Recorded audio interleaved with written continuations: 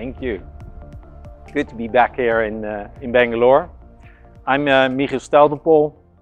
I'm the head of software engineering at Shell, and I'm leading a practice. And if you think about what software engineering means in Shell, it's not only cloud native, what we talked about this morning as well. Sandeep presented a lot around that, but it also covers things like SaaS in our world, or business platform, proprietary technologies that need skills. So that's my role. I'm living in the Netherlands, so I'm not a native English speaker. So sometimes there are some QWERTY words or sentences. So I'm natural language processing as we speak, and sometimes makes a couple of mistakes with that. Is open source playing a key role in digitalizing the energy sector? That's what I want to talk to you about today. But I realize after the session of Sandeep, there are a lot of similarities. Microsoft developing technologies, us translating that in solutions that we apply in the energy business. And to my surprise, because we didn't connect around the actual presentation, there's overlap in that. So you can really see now technologies being solutions in the context of our energy business. Before I do, in any presentation we showed it, it's a kind of disclaimer. Obviously I'm not going to ask you to read it, right? But it more or less states anything I say or predict in the future, yeah, you cannot hold it against me, put a lawsuit so I don't go into jail, right? So I spare you the details then. Who knows this? I think that's a stupid question, right? You all know this sign, right? But I've been traveling quite a lot through India, and then you start to see this pattern everywhere in different forms. The curves, the lines, the dots. And you think almost like, is this sourced, open sourced throughout, right? That's what comes to mind. So I talked to my colleagues about it, and of course they give me then a little bit more cultural background around it. And now I understand it's signaling positive energy, right? The words there, focus, creativity, and collaboration. Isn't that nice, the connect of what we hear today, right? Why we have this 2-day workshop, because that is what my view is open source about. Now there's a third angle why I showed it. We're present in India. We're maybe not a brand you know that much. I'll talk a little bit more about that later. But this is important for us because we're playing in the open source world from our Indian hub. And we have many people based in Bangalore, around 7,000, that fulfill a contribution to Shell internally, inner source, but equally in the open source world. And I'll talk about that as well a little bit. But of course I want to introduce Shell to you. We're one of the sponsors of the event as well. And therefore, now of course the question, do you know Shell? And what do you, the first thing comes up is most likely our fuel stations, which we have as well in the Bangalore region. But we're an international energy company. We have about, or we are about 150 years old. So we're quite an old company.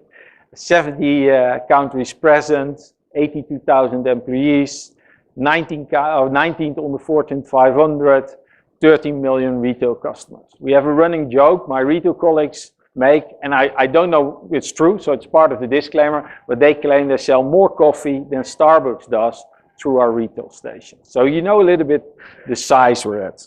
Now we have 4 particular businesses. We have an upstream business where we explore for oil and gas resources. We have an integrated gas and a renewable business. And we have a downstream business. And we have a business called Projects and Technology.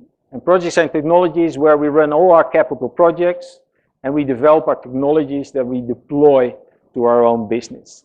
And digital, IT, is part of that technology organization. Now we have a history, we don't use that quite often externally of industry first in our physical energy business, but equally so we do that on the digitalization side. And I'll show later a couple of initiatives where I think we're playing in the energy industry as an industry first.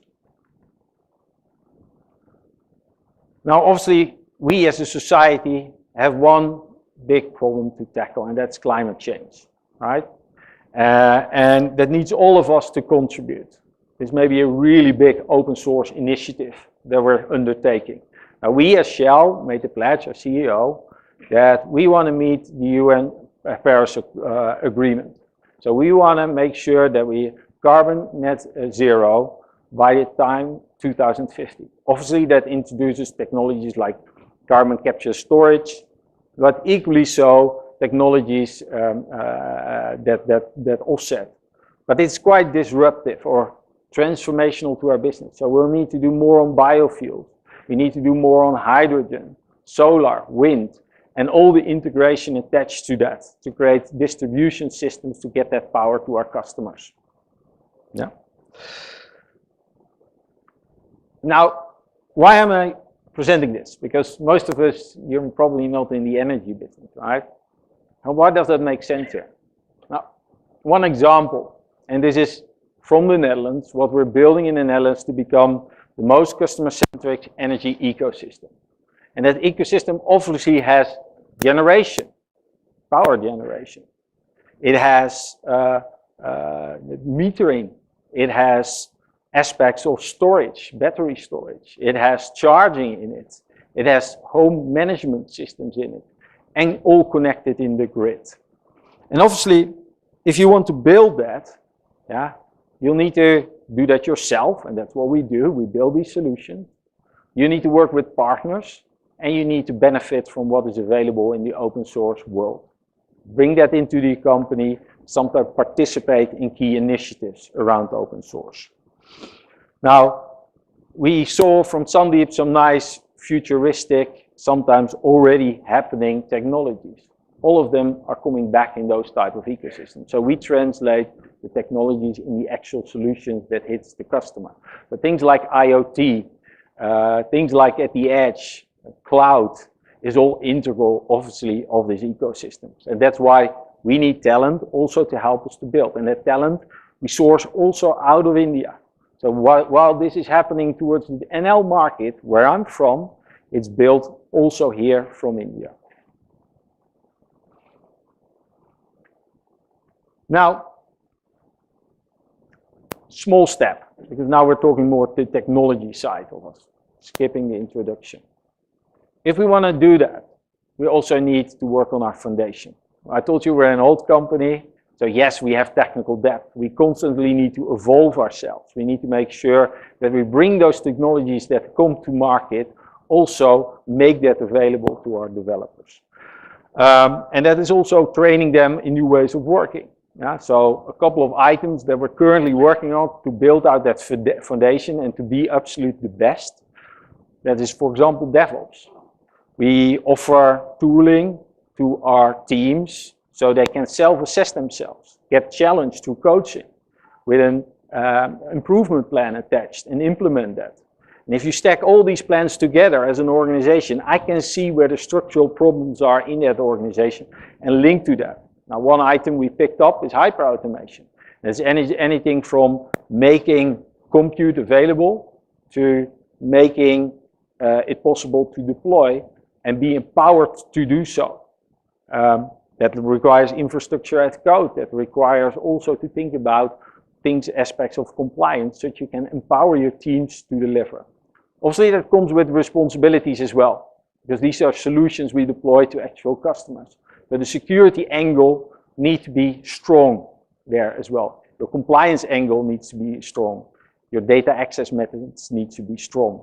And therefore, we've seen or heard all about Log4j. It's important you look at the end-to-end of your software development lifecycle and put sufficient tooling in place to harden that.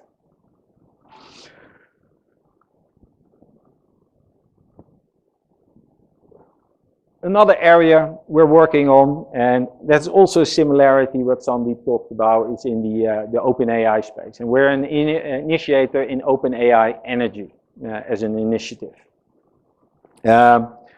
Internally, we have many AI applications already running, about 100 in various stages of development. So anybody in the company can develop an AI solution against a standard platform. We call that Shell.ai and make that available. And why it's one single platform? Because then it can scale. We can quite quickly replicate that in the company. I give you one example, and I had to smile because it was also on the slide there in the metaverse, and I think that's also the partnership we have with Microsoft in that phase. I'm pretty sure, I think it's the digital twin we jointly developed, is digital twin for our assets. Yeah? And what we're doing there is pumps, valves that makes up an asset. We put predictive analytics in place. Yeah? So we can predict failure for those assets. And when you do that, obviously, you start to rethink how you do maintenance. So you move away from preventive maintenance more to predictive maintenance. Rather than you just replace something, you replace it actually when it needs to be replaced. So you lower your maintenance costs, but also increase the uptimes of your facility. Yeah? Now, that model, those models will make available also for OpenAI energy, such others can benefit from that as well and can contribute to that. That's the open source angle there. Now, we don't do that together, so our founding members are, for example, Microsoft, Baker Hughes, C3 AI, and they help us to build that out. Now, another development we have internally, and that's maybe can be invasive for the development community, is do-it-yourself or citizen development. Now, who knows what citizen development is about, right? Any people who know what citizen development is? No, citizen development is where non-IT or digital staff develop their own solution. It's very simple. They use low-code, no-code type of platforms with predefined APIs to be able to develop their own solutions. Now, is that worrisome for us as a community? Because here I assume we have a community of them. No, it's not. It's high-degrading our work. That's why we can spend our time on newer technologies, more advanced, which really requires a professional angle attached to that. Now, Gartner predicts that these low no-code platforms will be about 70% of the total solutions we have. Okay, it's a prediction, right? They equally say that 50% of that will be developed by citizens, the not digital IT literate staff. Obviously, that can also be done because people become more digital literate. If you're a fresher today, not being from a digital IT background, you still have those skill sets to do so. So it makes sense to tap in that pool. Now, let me give an example in Shell what we've done, yeah, or what teams have done. I should say, not digital IT, my organization. No, what actual citizen developers have done within Shell. They built an own permitting tool. We have big solutions for that, but they not always fit for purpose in smaller cases. They build it themselves as a team. They replaced their paper-based processes with it, but also what they did, they put it in a store. And with it at the store, they made it available for others to pick it up that have that similar challenge. So citizen developers building their own solutions, but also making that available in an open source context. Then I have to smile. Saw this one at Sandeep's presentation as well. We didn't check in on the presentations itself. So green software, and that's important. And let me tell you a little bit more about how our views are. Of course, digital plays a key role in, let's say, reducing our carbon footprint. But yeah, the prediction is that at the moment we consume roughly 1% to 1+% of energy worldwide towards goes towards data centers. In the future, 2030, it is assumed somewhere between 3 to 8. Now, 3 to 8 is a big range, but okay, that's a prediction. But there's also in that range options to optimize. Now, and that is what green software is about, right? How do you minimize your energy consumption for your digital solutions? Now, we've partnered with, or we're a member of the Green Software Foundation from the Linux Foundation, and in there we play a role as well to drive that in our company. Now, I want to give one example where you see the range of options, yeah, that you have if you do this well or not well. We did a small hackathon and we asked teams to produce an algorithm, and that algorithm is very simple: create as much profit and they will measure your energy consumption against that. And of course, the one with the lowest energy consumption should have wins. We saw a factor 100 between a high-performing team and a low-performing team.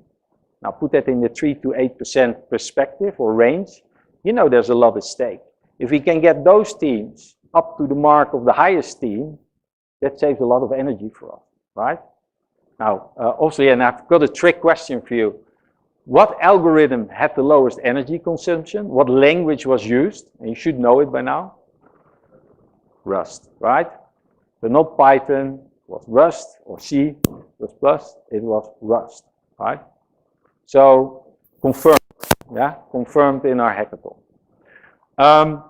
Now, what do we do with green software? So we look at energy efficiencies of the actual solution and how you optimize that, more or less in terms of processing, etc. We look as well at the carbon footprint. Where do you host your solution and what options do you have there also to optimize your carbon? And we look at the embodied carbon of the hardware that we use. Of course, that's not a terrain of us, but in the software, green software foundation, that is of course a focus with other suppliers that play a role to also reduce that. Equally, we translate that in our company towards our team to focus on reducing energy consumption in the company. Yeah. Then let me work towards a close. So I talked about energy transition and the role that we play within that as Shell. I talked about how this relates to open source. Yeah, and I gave you a couple of examples where we as Shell play in the open source role. I talked about the importance of India as a hub for us to deliver those and build those solutions. Yeah. What I not really talked about is our people. Yeah, and I've run this month for 3 weeks now in India, and it's always amazing to see how many talent that is available. Yeah, in the Indian market. If you come from a tiny country, myself, with 80 million people, that is impressive, right? Yeah. And we need more of that, right? Yeah. Now, and yeah, we also did a bit of a test like superpowers when I was here 2 weeks with the team and said, okay, what's your superpowers? What's your contribution, right? Is it your skill set? Is it the enabling that you do? Is it sometimes where you play really in the collaboration space? Open source, what is your role? And that's also my challenge towards you. If you're here and present in that conference, that's the role I expect you to play. And then I come back to Colo. Yeah? That is about focus, creativity, and collaboration. Okay, let me leave that with you, and thank you for today. So we have a couple of sessions today as well to talk about some tech talks around how we use GitHub Actions in the open source context, how we do DevOps transformations with inner source, and also talk around the green software, what I talked about in my speech. And we have a demo for DRAC, which is our digital image recognition and computation platform. So anybody interested, there will be afternoon some extra talks around that, and you see the timing and the presenters there. Yeah. And don't be shy. I know in a developer community sometimes I notice as well people go to the back, that feels comfortable. So don't be shy. If you have anything that you want to ask me, just feel free. How are you competing with your competitors in Netherlands? I know there are other companies like Eneco and other companies. Yeah. So how are you step ahead with them? If you can elaborate, it will be really helpful for us. Yeah. Yeah. So we are traditionally, we're a new entrant also in the power market. Yeah, so we're a relatively small player if you look at the bigger players, like for example, you meant Eneco. Keen to know also your link to Eneco, that you know that as a Dutch player in the Dutch market. So we're playing catch up. And that's also why we need to have solutions that are attractive for our customers. And that's even more relevant today because I think we all know that we went from a very low energy prices 2 years ago. We talked about lower for longer. The whole industry was very clear about that we had times like peak oil over. And now after the Ukraine-Russia war, we're in a high energy market, meaning there's a lot of pressure on households with regard to energy. And therefore energy saving is a very key criteria now on how you can perform as well as an energy company. And that is also why having access to the ecosystem in the full context and knowing what is going on is a major distribution, and obviously that's what we target at the moment as an entrant in that market. But we're very committed, and the Netherlands is only one market, so we also have positions in the UK, the US, Australia, and we're looking also into other markets like Germany to grow that estate. Yeah. Another question.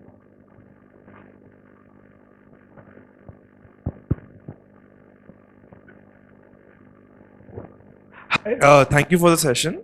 So I had a question like, so what role you think blockchain can play in the supply chain for Shell? Is it a viable option in the future to adapt it? Yeah. Now, obviously with blockchain, we have internally in Shell a blockchain COE, so we're actively driving also initiatives in that space. There's one thing it always comes back if you talk blockchain and energy. If it's green software we're talking about, blockchain might not be the technology that is most energy efficient, let's say, to be used. But you could argue that in the area where you have carbon emission, especially carbon emission trading, yeah, that blockchain is one of the technologies, and that's also what we do, that we use for solutions to track emission credits across the companies or across our products end to end across the whole value chain. Yeah.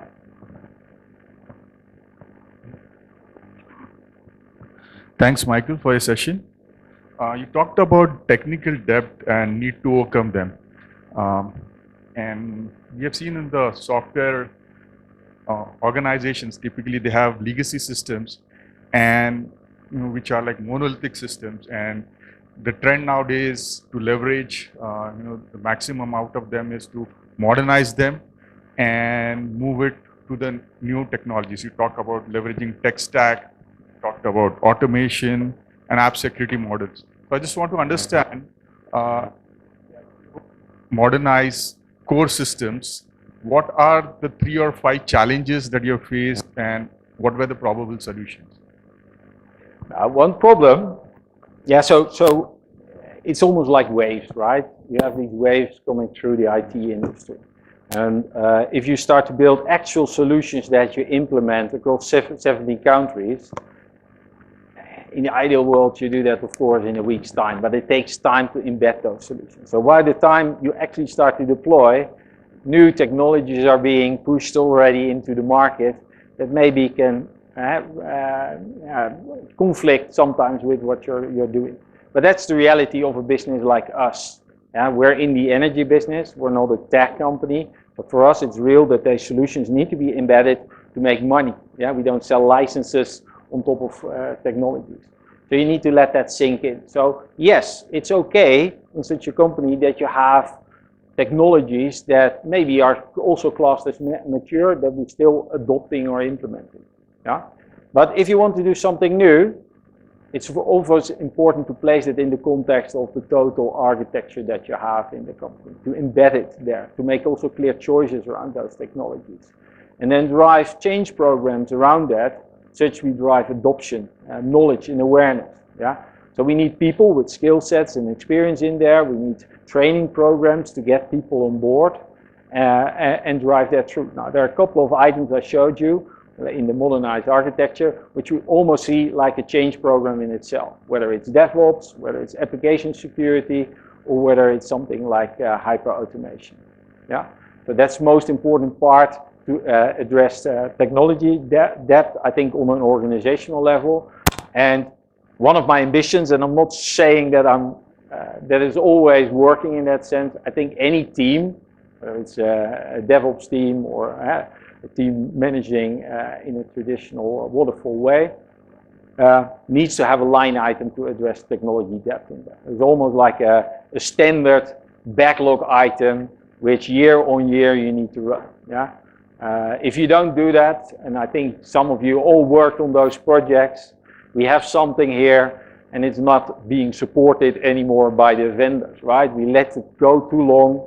It became very convenient for us. It was working, low cost, and then you have a big migration project at hand while doing that. So yeah, I'm a big supporter, and I'm saying I'm with for my own teams to move that. Where's your backlog item around technology depth? Are you working that from your perspective? But not always successful in that area as well. Yeah.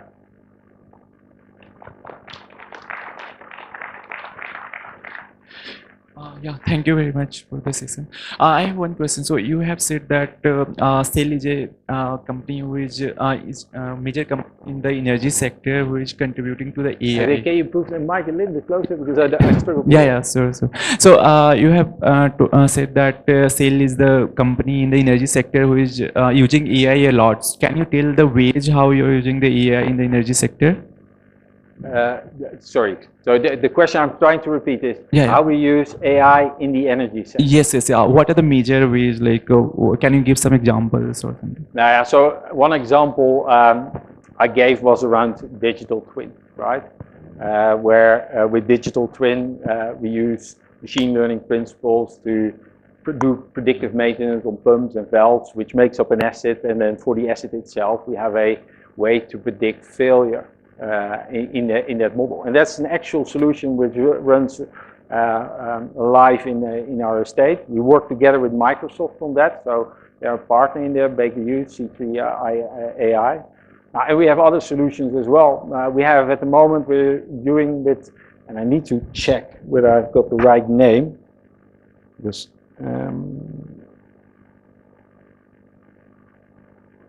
yeah. With the Jawaharlal Nehru Advanced Research, we're at the moment, and I hope I pronounced it correctly, my apologies, we're at the moment doing a study to help with new material design by predicting the material properties using also AI as a method to drive that. Yeah? So we have plenty of use cases in the company where we already actively apply AI. So if you're interested, come to the booth and we can talk about it. Yeah?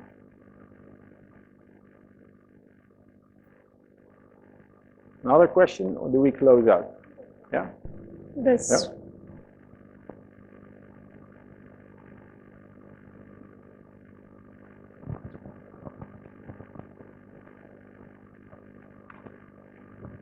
Hi, Michael. So I think in my question there might be some small questions. First of all, I would like to understand, like in your ecosystem, whatever you just presented, where you are capturing the source to consumption and you are measuring the entire IoT to AI and analytics on top of that. So is it a complete open source based platform? No. Okay. So we build the ecosystems, and that's what we own, right? Let's say that's how it's delivering value to Shell. Parts and pieces will be open source. Parts and pieces will be built with partners. Parts and pieces we'll buy from the market. That's also, I think, the difference of being a tech company versus what we are, an energy company. We deliver a solution that works for us, and we'll leverage the market where we can. Subsets are built in India as well, but also subsets are built in the Netherlands, for example. So it's also a complete ecosystem with Shell, partners, and open source technologies that we leverage for that. Okay. So from a business directive perspective, how you keep the balance between the open source, the off-shelf products available in the market, and the business timelines which you need to attain? I would phrase that for myself a little bit different. So we use open source usually in solutions where that is available, right? We don't use for our business solutions. We use development that might come in the future. Yeah. On the other hand, what we also do is we invest in open source areas where we think it makes sense, where we need to make the market. Now we have the open subsurface data universe. which is we're the founding members of that as well. And that strives for what we usually do internally, all the subsurface data models and how we, the solution stacks on top of that, to do that together with the industry. And that the industry also participate in that, and that we get open standards around how we do this, which lowers all our costs, and that it makes it easier for all of us. Now, of course, we participate there with an intent to make the market, but that's not something we monetize on day one. It's an investment we do. Now, similarly, you see with green software, where we play our role. The latest is where in the Global Linux Energy track, we've become a member because we feel we need to work closer with the parties that are working on similar problems as us to create common data structures and solutions that we all can leverage within the market. So then we make conscious choices to participate, to maybe have solutions for the future, but that's not, of course, delivering direct value to our business. It's only when something becomes more common, a market standard in that sense, that we'll make use of that. Yeah. Means you select the ready products from the open source stack like Kafka, Apache stack, all those. Let's be honest, if you're in the digital industry, open source is there everywhere, right? So we're a client in that sense, and in some cases we're a contributor, and that will be much more selective in areas of industry where we take, where in the energy industry where we take makes sense. Yeah. Thanks. Question?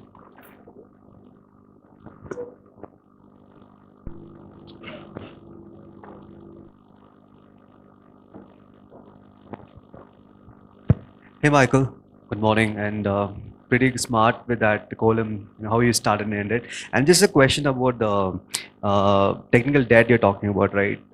So what would be like the top three areas or sector where you feel that Shell faces, technology debt? And also, do you think this statement saying that oldest, largest companies have the highest technology debt, is that statement true in your opinion? Of course, and technology debt is sometimes also a bit abused word. It is where you want to, in my view, modernize, but we have a large ERP estate. It's largely on-prem still, right? We have areas where what we call, so we have an initiative internally, what we call, we want to adopt as many market standards. So if something in the market is already developed, a process, or and it's established, right? HR, finance, etc. Why would we build our own? In the old days, any company would build their own solution, would mirror a bit the market standards in there. But with the Workdays, the S3s, etc., we can get a lot of that out of the market. It's also not differentiating for us as a company, right? But these are the areas where we want to offload that, while we really invest in things like, for example, energy transition, which is much more important also for the future value for the company. So if we then talk about technology debt, you have technology debt where you have to do something, right? Running out of support, licenses, etc. Now, it's a must-do that you need to do. And you have your ambition level where you say there's technology debt in the company because we could do that in the past. It's not urgent to fix it, but still it makes sense to address that because there are market standards out there that if we adopt those, we lower our cost levels, we lower our resource intensities, and we can reinvest that in other areas like in the energy ambitions that we have. And you're investing into open source, right? Your contributor, like, so how do you justify in terms of the business point, right? Like the ROI, is it like just a social impact, or as an ecosystem, do you see it growing, or do you see it like, there's also monetary part that? I see it differently. So of course you make choices where to invest in, right? But to get an ROI on a single investment in a open source initiative is very risky. I see it much more as an investment portfolio. We invest in certain areas where we think it makes sense. I think our colleagues from the tech industry are much better in doing that. They look in the markets. One, it is please also position yourself, making yourself known, the marketing angle around that. On the other hand, also playing your role to actually make it work. So we're selective, but we see it as a portfolio where we have to play. That will deliver future value as a holistic investment, not on a single initiative. Because in open source, let's be honest, not everything will work, right? There will be a lot of initiatives that in the end will not deliver against what the expectation. But that's similar to what you have in investor world. Yeah? Got it. Thank you.